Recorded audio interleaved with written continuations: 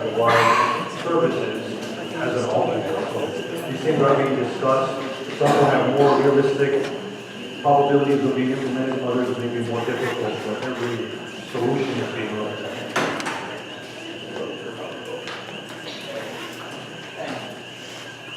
We're going to give Mr. Lee a break for a second, let him cool off. And I have a couple of public safety related issues that we would like our police representatives to address.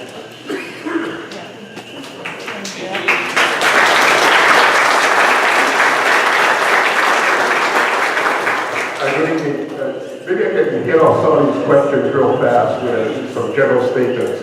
As far as the police operations go right at this moment, we're running status quo with the contingent that we have in the Blue Edition, which consists of Captain Johnson at the helm and all of our officers in the field. We have increased presence in the Pahoa area, specifically more the Coe and Homestead area, with our policing officers and whatever staff we have. But for now, we're running a normal 8-hour, 24/7 shift. We have plans in place for any emergency. In the event the lava flow does reach Highway 130, or when it does reach Highway 130, we're ready to shift into an emergency mode, which will entail putting our district on 12-hour shifts, bringing our contingent from South Hilo, our support staff, the detectives out of our vice, criminal investigations, juvenile aid section, our community policing contingent, our administrative staff out here on a 12-hour shift basis, and then move forward in shifting South Hilo Patrol into a 24-hour shift so we can augment the security in Pahoa or in Puna. Our primary concern is going to be the safety of the community. It's going to be for human life. Property can be replaced, vehicles can be replaced, but our primary concern, as with everyone here, is the community safety. We will put an increased presence in the Paradise Park subdivision, on the side roads, on the alternate routes, to try and monitor traffic and keep the traffic moving. Our primary concern will be, again, traffic safety, not so much enforcement, going up, doing speed traps or anything of that nature to slow people down. I think with the presence, the vehicles will normally slow down automatically. You all see it. You see a blue light behind you, the seatbelt goes on, the brakes go on. So it's going to happen. When Hurricane Isel hit, we moved our traffic, we moved our blue and whites, our county blue and whites. We took as much of the fleet of blue and whites as we could and brought them into the Puna district for our support staff to use. And the idea behind that is that our subsidized vehicles are great. However, a lot of people will see the blue and whites a lot faster than they'll see the regular police cars. So we do have that contingent in place. In the event the flow reaches Highway 130 and it cuts off Pahoa, we are prepared to move a contingent of officers into the Pahoa town area, set up an alternate substation. We've identified several locations where we can house our officers and respond from those locations. We also have officers in the affected area. We've identified those officers. And if need be, we will make them respond to emergencies from their homes. Again, our primary concern, as with everyone here, is the safety of the community, is the public safety. The question was brought up about roadblocks or barricades on Macomb Drive. Keep in your mind, realistically, would you rather have 64 officers managing those roadblocks day in, day out, or would you rather have them in the community patrol? Think about it. It's good on paper, it may look like a good scenario. However, we need our staff or our force out in the field. So we would need them out on the road. And who's to say you put a roadblock on 23rd and Macomb? I have a friend that lives on the corner of 23rd and Macomb. He wants to come that way, but we tell him, well, you have to back up. So again, it's a good idea, but we need to look at everything in totality. Someone mentioned speed bumps. Anytime speed bumps come into play, a request is sent to the police department and a request is sent to the fire department. They're asking us, what is our response time if you put these speed bumps in? Okay?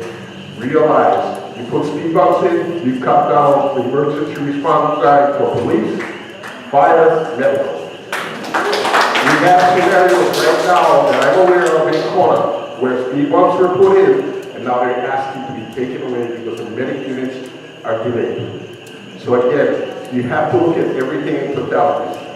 And believe me, having spent the first 10 years of my career in the district, I've been through the flows that went through California. I know what it feels like to be out there 12 hours on plus. But we will be out there in force, should the flow cross the highway or the Marina rising. Okay, I'll open up for questions. We have a couple questions submitted about have any measures been considered to expedite emergency responders around the detours, provide easy access not only for police but for fire. Traffic jams are going to slow response. Do you have anything you have in mind about that?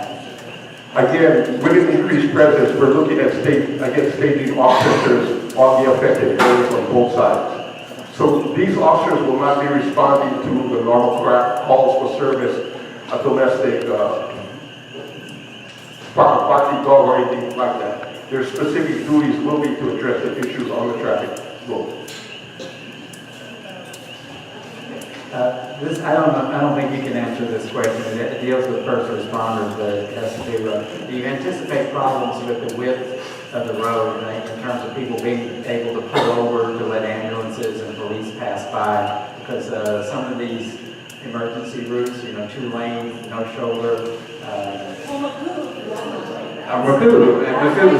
Yeah, that's your question. I think you have that problem right now on Highway 130, a lot of places, where you have no shoulders to pull over. So I can speak for the police department. When you see an emergency vehicle coming behind you with blue lights and siren or red lights and siren going, that vehicle is asking for permission to pass you. They're not pushing you off the side of the road. They're not going to shove you off the side of the road. So it depends on the drivers. The drivers out on the street, use your best judgment. You see a car coming, naturally, if you can't pull safety over on the shoulder, go until you can get out of the way. Or if need be, if you know there's room around you, stop, let the police vehicle or the emergency vehicle around you. As far as the width of the road, I'm not familiar with how wide the road is being made, and I'm not really familiar how wide the ambulances are. 30 feet should be more than adequate for one vehicle to stay on the road and the fire truck or the ambulance to get around.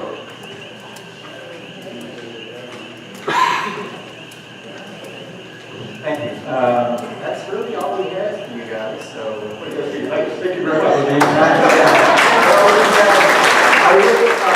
We will remain around as the mayor has stated, and we can answer questions one-on-one if you want.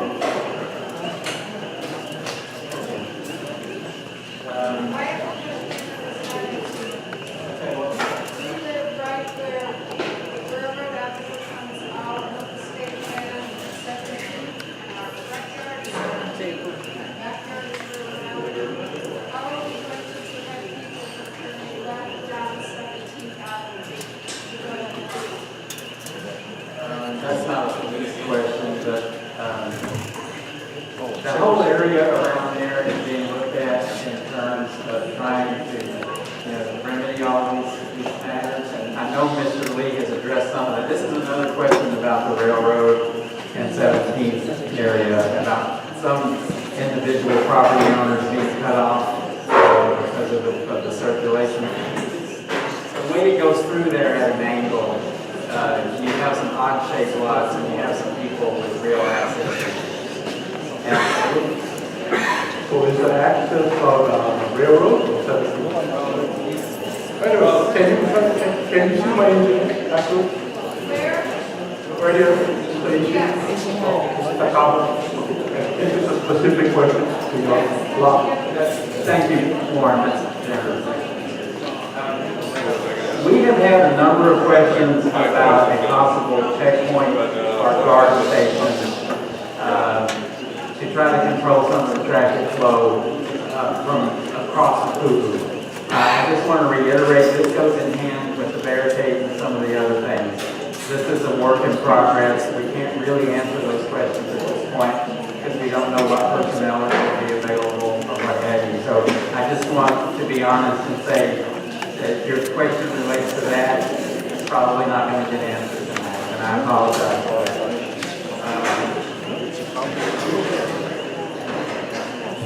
one question we had is there was mention of National Guard assistance in this picture. Does Mr. Oliveira can help us with that one? With the mayor's proclamation as well as the governor's declaration, that opens the door for ease of access to request the guard services. We've already had several discussions with the guard command, on the law, as well as the local command here. And that's to provide guard assistance with multiple different missions. The first being is to support the police with safety and security. So we've already had that informal request put in. I have assurances from the commanders that once I make that formal request, which will be done very timely, prior to the impact, that they can have troops on the ground within 24 hours. And again, that's to support the safety and security mission of police. Thank you. I think that uniform presence will make a big difference. We appreciate that. Here's another one. Anyone that can answer this one. Plans for school kids who live on the Hilo side or the Pahoa side, vis-a-vis the lava flow. What measures are we going to be taking to get the kids where they need to be to get their education? Department of Education, again, the one thing that we don't do a good enough job is sharing with you the teamwork that takes place when there's an emergency. Every agency, county, federal, state, even private organizations come into the UC and contribute to the decisions being made to protect and serve the community. So everybody working together. DOE and even the charter schools are part of that process. So they've been engaged from the very get-go. They've been already identifying contingency plans, depending on where the flow cuts off. How will we distribute the student body population to other campuses? Information may have already been going home via the students to the parents. If not, it is coming. But part of it is we're working with them to identify space and additional supplemental facilities as one scenario. If they need to move additional students from, let's say, Pahoa or Kennepoco to Yale, and redistribute the students that way, they're going to need additional classroom spaces. So we already put in a request for 4 little structures to include even tents if need be, to create additional classroom space. DOE is already identified, they would need approximately 20,000 square feet of additional classroom space. That's how detailed they've been in planning for this. So they have the contingency plan, they're getting the resources in anticipation of that happening. And the goal is to try to have the least impact on the student learning process and on the families as much as possible. Thank you very much. The next question, I think, has been answered in the press and everywhere, but it was submitted. I'm going to ask it. I'm going to summarize it. It's kind of long. Have any lava diversion measures been seriously considered to divert the lava from its current course? I think I know the answer to that. Well, a couple of things. Whenever the topic of diversion comes up, we do include a discussion about the cultural sensitivity to eruptions and volcanic activity and our environment, respect for Mother Nature, and realize that mankind has tried numerous times to control Mother Nature, and in many cases we've made things worse. So it's learning some valuable lessons. But going back to just the eruption, questions as far as disrupting the source. You're welcome to verify with our partners at HBO, but it's unknown as far as where the plumbing actually comes off from that cauldron or that cistern up there. And if it's deep down enough, any type of impact or attempt to disrupt the source is not going to be effective. So we may not be able to change the outcome at the source. If you're talking about, anyway, modifying the tube system, again, then we don't know where that flow will go. If you can picture breaking a pipe or a hose and water coming out or liquid coming out, it's still going to flow downhill. And as Dr. Jim and his team have been very good about reminding us, everywhere in Pune is downhill from pool.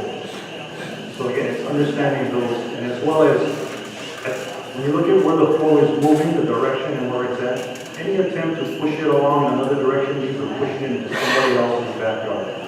So there's no way around affecting someone if we start to meddle with where this flow wants to go.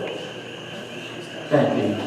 The next question is there any chance of altering the roadwork schedule on 130 commensurate with the lava flow? Are we coordinating that? I mean, I guess people are concerned if there's if we already having traffic issues with the evacuation, are we going to have double trouble with the highway construction?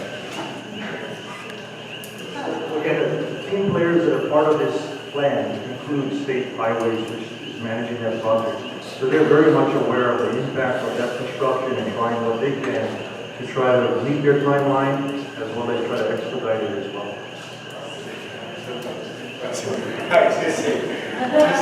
was just kidding. I'm a distinguished senator from Puna sitting there. I was just making like that. But it's cool. We're all working together. Hey, Jerry, would you think we'll stop and just talk to people after that some point? Yeah, that's coming Yeah, along. because we can stay here. A lot of questions are variations of the same. So we'd love to talk story with all of you as quickly as soon as Okay, question, does the state will continue to own railroads, correct? Railroad Avenue between Hawaiian Paradise Park and Hawaiian Beaches is on state land, which is administered by the Department of Land and Natural Resources. So that is their property. The portion of Railroad Avenue from Kahala, that is from outside of Hawaiian shores, is owned by the state under the jurisdiction of the Division of Forestry. The remaining part of railroad up to the Nana Valley extension of Kehau Street is owned by, that land is owned by Bishop Estate. So it will remain under that ownership. Okay, thanks. This is a general interest question. I'm going to take the mayor's advice here in a minute, and we're going to break down and they're going to circulate and to approach them individually, which I think is generous and wonderful. Postal services, have plans been put in place to maintain postal services during the emergency? Again, another player or stakeholder that's involved in this is Postmaster at Kohoa. Their intent is as much as possible to minimize the disruption in the postal service. And if there's any resources that they need to sustain, we will help them find those resources. Again, the value of everyone working together and having that declaration process opens the door for us to help other agencies with assistance to provide services to the community, whether it's portable structures, other types of resources that maybe we're not aware of, but they can manage, so we can route that request up the chain of command and state, and they can reach out to organizations that may have those. Thanks. And one last question for you, Warren. Will a temporary traffic light be installed at Railroad's intersection with Makubu? Makubu and Railroad. What we're looking at right now is at least a four-way stop, and that could be with a stop sign or the portable traffic signal that I talked about earlier, when it was red, yellow, green. And we have that in our inventory, so that will be a prime location. The other prime location would be where Makubu is 130. But again, it depends on the final traffic counts as we do the island road count, assuming that 130 is cut. South of Makubu, south of I want to thank you all for your good manners and your patience. If you have not had your question answered, these gentlemen are going to, and ladies are going to be available for a time after we break down now. But I just want to once again say, if we pull together as a community, there are a lot of things we can do. There are a lot of things that have yet to be determined that we still need to work out. And I just want to let you know that when we do know how things are developing, that we will be informed on the HUI website, and we will be posting notices at the office. Do you have a question? Just one more before you guys all trip down. We've got a wonderful people back here. HBO just updated their pictures. And that's going to share the most knowledge about what's happening. So we're back here and show us where it's going and give us an idea of what they think it might be. Well, they're available back there for you to visit with them and look at their maps. So, well, and everyone who is interested, it's well worth saying. These guys have knowledge, they have maps, and they're here, they're willing to talk with you if that's your interest. So, thank you again, once again.